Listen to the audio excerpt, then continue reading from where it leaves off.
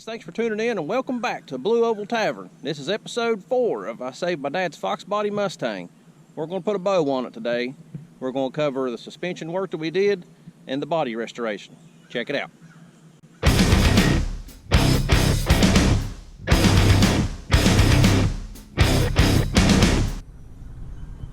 And as always, I want to thank you guys for checking out all these videos so far. I never anticipated this restoration catching this much attention for you guys. So thank you again for checking all these videos out. If you haven't, make sure you check out episode 1, which was the introduction to the car. Episode 2 was the interior restoration. And episode 3 was the carburetor to fuel injection restoration. So here in episode 4, which is going to be the last one, we're going to get into the suspension and the body restoration. Alright, so here we go.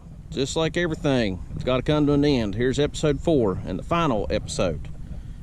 So if you watched the first few episodes, you saw where the car, when I brought it home, was completely undrivable, couldn't move, anything.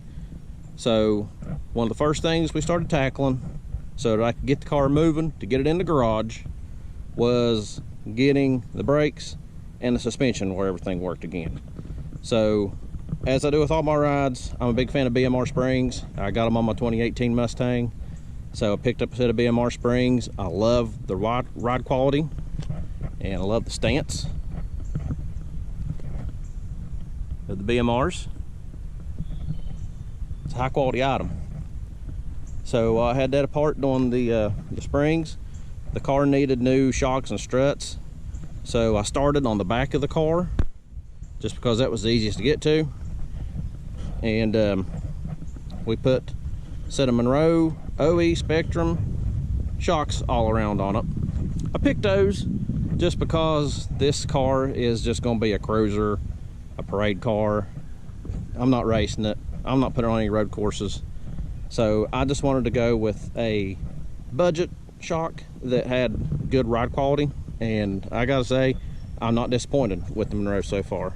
I've probably put about 3,000 miles on the car so far, and I'm telling you, the ride quality on this thing is literally just as good as the 2018 Mustang we have. I'm really super pleased with the Monroe OE Spectrum shocks. And while I was tearing into all that, I decided to go ahead and do a 5-lug swap. There was a guy local to me. I had some parts that he wanted. I had the wheel drag lights actually that were on this car that Dad had on it. He wanted those wheel drag lights, so we made a straight up trade for a complete 5-lug swap. The reason I did that was because of these sterns that we discussed before, and now we're going to get into that. I had a buddy that lived a few hours away from me, and he literally called me asking me if I wanted to buy these stern wheels he had. I knew he had them. He actually had multiple sets of them, and I always told him years ago, I said, hey, if you want to sell these, I want to buy them. And he held to it. He called me out of the blue one day and asked me if I wanted to buy them. So you bet your ass, we bought them. So we picked up the sterns. That was the reason I ended up doing the 5-lug swap. I really had all intention of putting the factory turbine wheels back on it, and I was just going to put it back to 100% stock, but couldn't pass that up. So that was kind of what made my decision to lower it with the BMR springs as well. I figured, you know, if I'm putting these wheels on it, might as well tuck the stance down a little bit, and I think it turned out real good. Second thing I tackled was the doors. We talked about that a little bit before, but we're going to get into some detail on that. When I brought the car to the house where they had painted the car, it was completely missing all of the door trim, the door belt molding, the mirrors were missing, door handles were gone, all that's gone, where they had removed all that stuff to paint the car. So had to buy new door belt moldings from LMR, had to get new door handles from LMR, got new door locks from LMR because I couldn't find those either. I ended up finding the mirrors. I found those, but they were in bad need of restoration, and I got new front moldings here for the convertible. Those needed painted, and the mirrors both needed painted, because these came as just like a bare plastic, and I wasn't real sure which paint I wanted to use for the best results. I was a big fan of SEM for the interior. We touched on that, so I knew that the SEM trim black was probably the way to go, but because I wanted to try things for myself, I used two different kinds of paints. I'm going to show you what I used. For the mirrors, I used the Duplicolor trim and bumper paint. I picked it up just because it was available at my local Vance Auto. It was easy to get, and I sprayed the mirrors with it, and to be honest, I wasn't very happy with it. To me it looked a little, especially when it was fresh, it looked a little glossy, and I didn't really like that because from the factory it's a very satin black. So that was when I decided to go shopping on the internet, and I ordered the SEM trim black. Let me grab it real quick.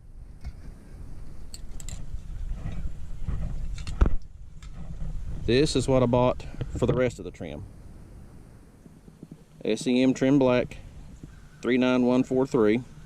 That's what I painted the front trim here with, and if you look, I feel like this is by far the better finish. This has dulled a little bit as time has went on, so I feel like it looks a little better, but I feel like it's not holding up as good. It's already kind of, as I've washed the car, paint's kind of fading through a little bit. The SEM has proven to be much more durable, and it's also a much better match for the natural finish rubber melt molding that I have not painted. It matches really well. And I used the SEM paint also on the cowl, wiper arms, and this trim. And I did not paint this because it looked pretty good, and it's got a pretty good match to it. So I was very happy with how that turned out. So for that reason, I highly recommend using SEM trim black over the Duplicolor stuff. I feel like it's a much better product. So the next thing I got into was fixing the door belt moldings. They were, one side was actually missing from the car, and the other side was way short. I don't know if they had taken it off before and used some kind of a heat gun to take it off, but it was, I mean, seriously, where a good trim comes fairly close to the edge of the fender, I mean, the very end of the rubber was an inch away from the front of the door.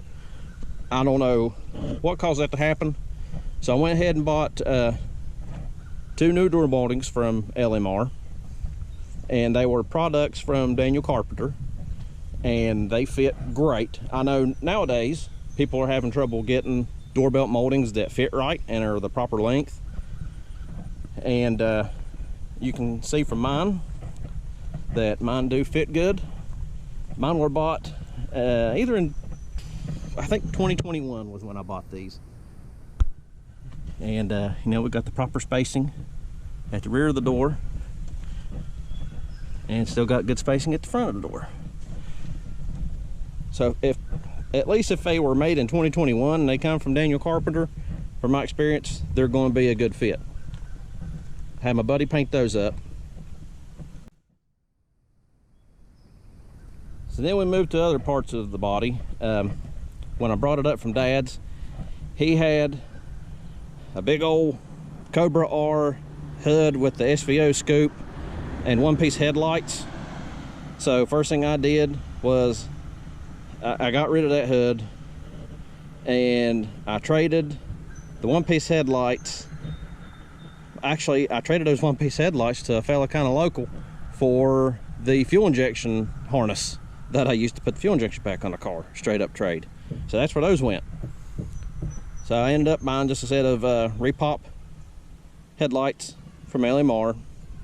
They are what they are. And he also had a big Daytona wing on the back. Got rid of that as well. Ended up giving that to one of my buddies locally. So the car also had super wavy side skirts on it, which that's pretty common with Fox bodies. Once they've been out in the sun for a long time, the urethane just deforms. So I embarked on a road trip thanks to Facebook. I had found 2 different fellers up in Ohio, which is a few hours away from me, had a nice black stock hood and a set of factory black, very nice, very straight side skirts. So I went on a road trip, bought all that stuff home, installed all that, and that really cleaned up, in my opinion, the look of the car. It's nice and clean. And then that's when I got into the Surbinator spoiler from Matt Surbin. I removed my deck lid and sent it off to my buddy down in Charlotte, old Randy. He installed, there's weld nuts that you have to install in the spoiler, and he deleted all the holes that were on the deck lid from the previous spoiler. He got everything ready for the Surbinator, and he painted the deck lid and the spoiler for me. Hey! So, if you like these spoilers, check out Surbinator.com. They sell spoilers for Fox Mustangs. He makes them for coupe convertibles. He makes them for some F-Series trucks, makes them for S197 Mustangs and S550 Mustangs. So yeah, check him out. It's good stuff. So then after my buddy painted the deck lid and the spoiler, and I saw how shiny it was compared to the rest of the car, it was very dull because they had painted it before, my dad did, but they never wet sanded and buffed it, so it wasn't really finished. And the new hood I put on was also real shiny in contrast to the rest of the car. So that's when me and my friend Randy, we wet sanded and buffed the rest of the car, and that really brought the shine out to make it match the parts that he had painted. And at this point we're starting, it's really starting to look like this is a nice ride, because I was trying to get the car to Foxtoberfest 2021. That was my goal.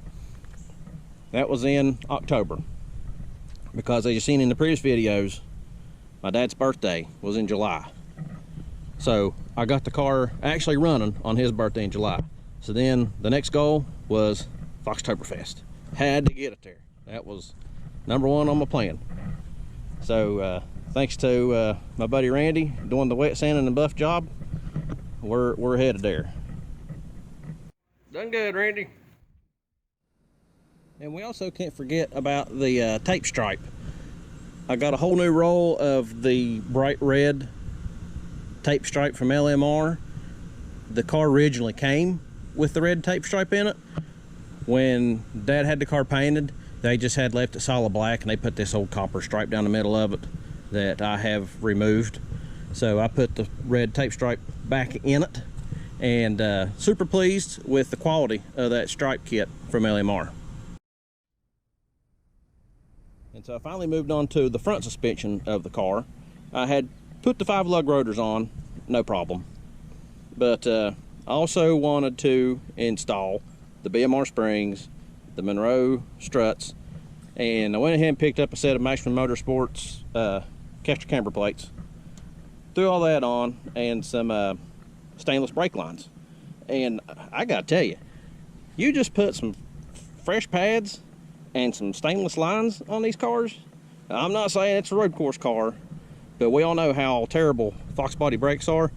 A set of stainless lines and nice pads really makes a nice daily driver difference on these cars. So we did get the car in the garage, trying to do all that stuff, and that was pretty much the last thing I had to do to make it to Foxtoberfest. Well, as fate would have it, I had one wheel stud. I guess it wasn't in that new 5-lug rotor very tight. Let's let this truck go by. So as I was removing my wheels, working on it in the garage, one of the wheel studs come loose from the rotor. So I'm here to tell you, that took me about 2 weeks working on it here and there after work in the evenings, getting that stud out of that rotor. I finally ended up getting it drilled out with some cobalt drill bits and put a new stud in, and now we were finally ready for Foxtoberfest. So here we're going to show you. We had the car loaded up, ready to go on the trailer to Foxtoberfest for its first trip out of town. I was really looking forward to showing the car off, and you can see some more Foxtoberfest pictures here. And it was, man, I was so proud of the car. Got to show it to Steve Turner, my buddy. Even Harris Lou got some pictures of it. And everything went so good that I said, hey, come March, let's load it up and take it to Ponies and the Smokies. So sure enough, I decided we were just going to do the trifecta. We did Foxtoberfest in 2021. We did Ponies and the Smokies, March of 22. And then, hell with it, we did Mustang Week 2022. Did the trifecta of Mustang shows in a 12-month period of time. And then, as luck would have it, I got an email from Daniel Ramey from Stang Magazine wanting to feature the car in an episode of his magazine that he publishes. And he let me pick the month that I wanted to be in. So, me being the sentimental guy I am, I picked July because that was Dad's birthday month. And our local friend Amy Jeffrey did the photography for the magazine. So that was another nice treat to just be able to display and show off Dad's car. I know I'm partial to the car, but I really do think it's a pretty nice ride. And I really hope that it's a good representative of nice clean Foxbody, because they don't make them anymore. So we're kind of preserving a piece of history here. And Dad was always a big show off, and he loved putting the car in parades. So I've kind of kept his tradition going. And since the car's been completed, I've been putting the car in local homecoming parades, and it's been awesome. And I want to thank, from the bottom of my heart, I gotta thank Snowbird's sister Jenny. Like I said, Snowbird wasn't my blood, but he was my dad. And Jenny may not be my blood, but she's my aunt. And she really blessed me when she allowed me to keep Dad's car, to preserve it and to hold it. So Jenny, I just want to thank you right here from the bottom of my heart. You don't know how much this means that you let me have this, and to be able to stop by your house and take you for rides. All right, that's going to do it. Thanks for tuning in. Please give us some likes, subscribes. Check out all the videos we're going to keep pumping out in the future. I guess this is going to be a regular thing. So thanks again for tuning in to the Blue Oval Tavern. We'll catch you on the flip. And right here's the most important thing about this car, remembering Snowbird. Without him, none of this would have been possible, and I wouldn't have fell in love with Mustangs or Fords from day one. I credit him, blame him, whatever. It's all due to him. So this is a memory of you, Snowbird. Love you always. He's always going to be driving this car every day. This is a memory of you. Love you, Bird.